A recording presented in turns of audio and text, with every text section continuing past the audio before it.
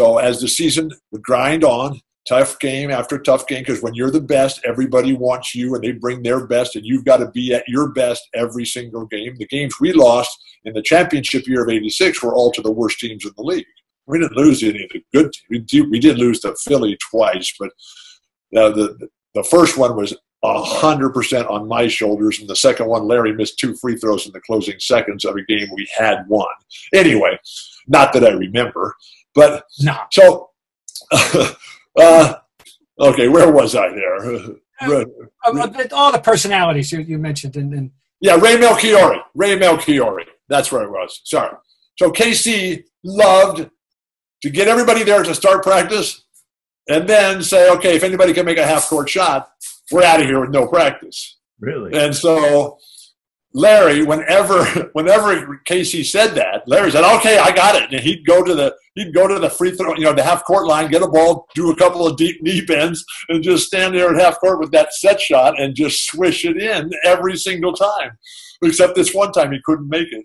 And he was mad. He kept trying it, and Casey said, no, you can't make it. So and then everybody else said, well, let's us try it. And so everybody else on the team tried it this one particular, and nobody could make it. And so Casey said, okay, we're going to practice. And so we're down on the floor, and we're stretching and getting warmed up and getting ready to go and start running. And Ray Melchiori, our great trainer, he comes walking out from the locker room, the training room, as it was at Hellenic College. And he's all loaded down with scissors and tape and whatever he's got in his pockets, right? And so as he comes walking out on the court, somebody yells, come on, Ray, you make the shot. We'll get out of here. We'll go have, we'll go have lunch. We'll go do whatever. And so Ray said, what? So we explained, look, Ray, all you have to do is just make a shot from half court, and we're out of here today. It was a beautiful spring day. And so Ray said, well, what do I do? Just stand here. Here's the ball. Throw it in the basket from half court. And so Ray said, okay, well, wait a minute. So he starts taking off all his gear. And he, takes off his scissors, takes off his tape cutters, pulls out some rolls of tape from his Band-Aids from his pockets, pulls out a big wad of cash, then digs deep in one pocket, and he pulls out a gun. He pulls out a gun and puts all this stuff on the floor at Hellenic College. So now he's got just his empty pockets in his pants and his shirt on. And then they give him the ball, and Ray can't even see the basket from half court. And then Ray gets the ball, and he winds up and throws it as far and hard as he can, and the ball banks in from half court. And everyone's, yeah, let's go. No practice today. But then we looked around and said, come on, let's just go ahead and practice anyway. We're having too much fun.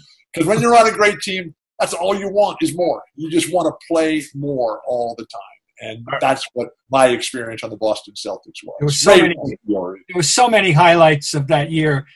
But one I remember because you are the climax, you are the punchline of the story was the 36-6 run against the Hawks. In the second round of the playoffs. Third period.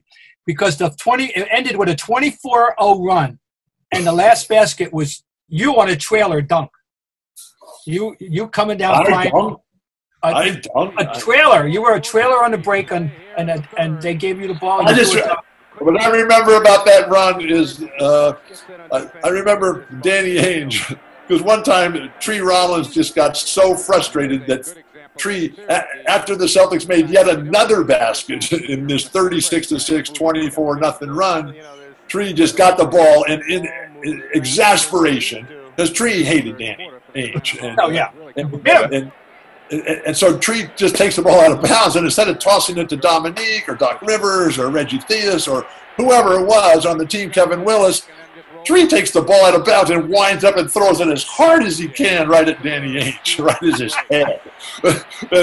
and so everybody thought, okay, well, they got to call something. You can't just allow that to happen, right? But the referees didn't call anything. So everybody else would just stop standing there, and the crowd is just so over the top, happy and ecstatic and exuberant, exhilarated, empty the thesaurus. And the ball goes rolling down the other end of the court. And Danny immediately realizes that the refs aren't going to call anything. So Danny, before anybody else realized this, he sprints down the far end of the court, picks up the ball, dribbles up the court again while everybody still is standing there waiting for the refs to break up this anticipated fight, and Danny pulls up and hits another three-pointer right in the Hawks' face.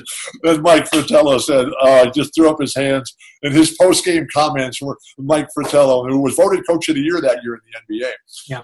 Mike Fratello, his comment was, well, we ran out of timeouts, and the trade deadline had already passed, and I couldn't make any more trades during the course of the game.